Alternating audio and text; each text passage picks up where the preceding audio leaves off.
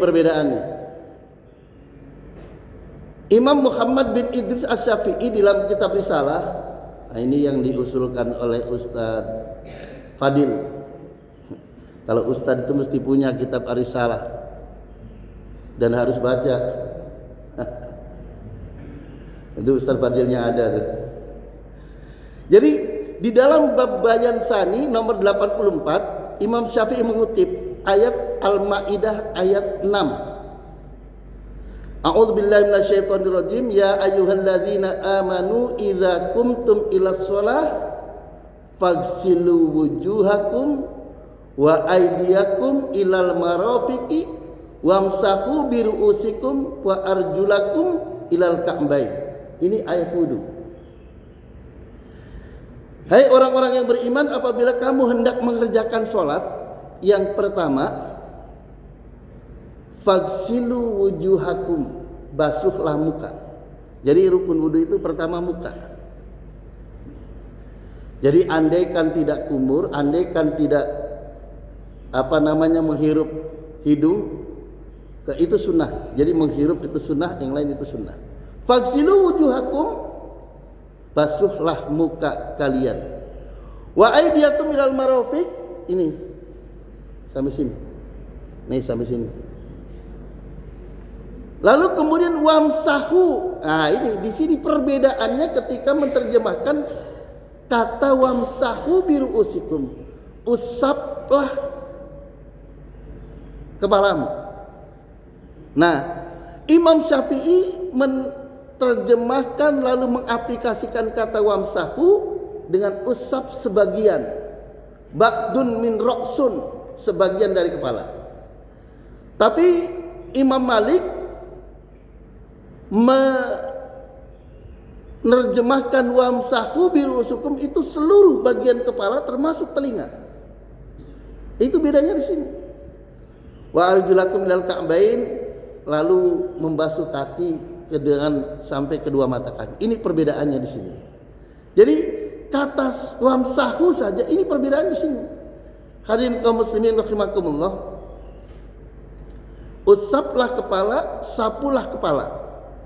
Menyapu atau mengusap kepala di dalam wudu sekedar menyapu, mengusap.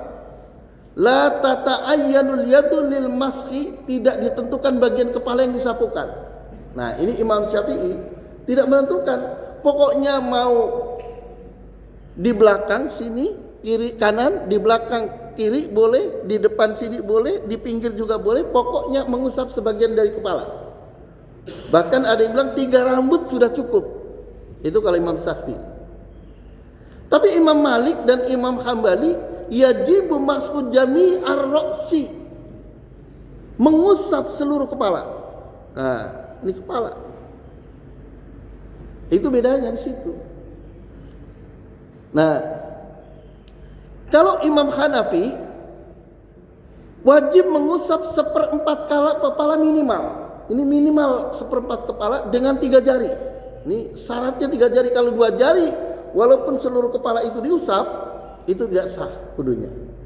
Minimal dengan 3 jari. Imam Syafi'i mengatakan mashul udunaini sunnatun ala khiyalihima yamsahani bima'in jadid ba'da mashir ra'si. Nah, kalau tadi kan Imam Malik ini ke sini lalu ke sini dengan air yang satu antara kepala dengan telinga. Kalau Imam Syafi'i harus dengan air yang baru. Jadi kepala sendiri tatkala mengusap atau menyapu telinga bima'in jadid wajib ngambil air. Gitu. Kalau tadi kan gini.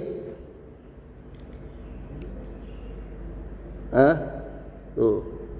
Ini satu air. Jadi air lalu kemudian kalau Syafi'i airnya baru. Nah, air baru Syafi'i itu. Ini namanya bima'in jadid ba'da mashir ra'si, setelah mengusap kepala. Jadi nanti kita nggak usah lalu kemudian berdebat, wah yang benar Syafi'i, nggak usah begitu, yang benar Maliki, nggak usah begitu. Anda ikut Maliki monggo, Anda ikut Syafi'i monggo. Nah, ini pentingnya ngaji. Jadi pentingnya ngaji perbandingan di sini. Wal udunani inda Abi Hanifah wa Malik wa Ahmad bin Ar-Raqsi yusannu masahuma ma'ahu. Jadi kedua telinga merupakan bagian dari kepala. Oleh karena itu disunahkan mengusapnya bersamaan dengan mengusap kepala. Wa hal yusannu tikraran mashul udunain. Apakah mengusap telinga itu disunnahkan berulang? Nah, di sini terjadi perbedaan yang tadi saya sebutkan. Imam Hanafi, Maliki dan Hambali as-sunnatu fima marrotan wahidatan, cukup sekali mengusap telinga. Tapi kalau Syafi'i wa qala Syafi'i at-tikraru fihi ma salasatun sunnatun, sunnahnya 3 kali. Jadi kalau orang mengusap kepala begini lalu kemudian sekali lalu kemudian kaki, itu Maliki, Hanafi, Hambali. Tapi Syafi'i 3 kali, set lalu set. Nah, itu 3 kali, itu Maliki, Syafi'i. Jadi dengan kita tahu ini, talfik itu penting kita tahu agar kita mengerti, agar kita tidak kemudian wah ini yang dari Madinah nih, lulusan Madinah pasti lebih hebat. Tidak begitu. Lulusan Madinah tidak lulusan Madinah, yang dibacanya kitabnya sama. Perbandingan mazhab ini, hadirin kaum muslimin rahimakumullah. Nah, bersentuhan antara kulit laki-laki dengan kulit perempuan, fa mazhabus Syafi'i al-inqidatu bi kulli halin idza lam yakun khailun was-sahihu min mazhabi istithna'ul maharim, membatalkan wudu dalam keadaan apapun jika sentuhannya tidak ada penghalang. Jadi kalau Imam Syafi'i pokoknya bersentuhan dengan wanita tanpa ada lapisan, tanpa ada penghalang, tanpa ada hijab, batal. Baik ada sir maupun tidak ada sir. Syafi'i. Nah, jadi kalau dengan anak, dengan ibu, nenek, cucu itu tidak batal.